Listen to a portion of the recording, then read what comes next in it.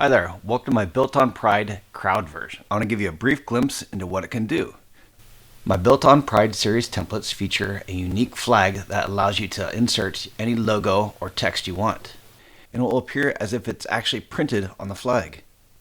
This template has a variety of cool features, including a couple different crowd options. We have a crowd that's a close-up version of a crowd. You can see them cheering in the background, they're kind of blurred out.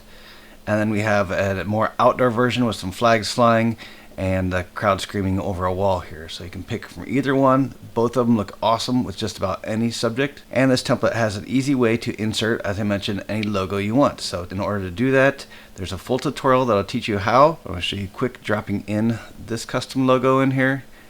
And it's just as easy as that. You can see how the overlay falls on top of it. Makes it look like it's printed right on the flag. This prints awesome as large vinyl banners, prints for parents, or even game day graphics. You can show a full body version if you like, or a close-up. Of course, any colors and text can be customized to fit your team.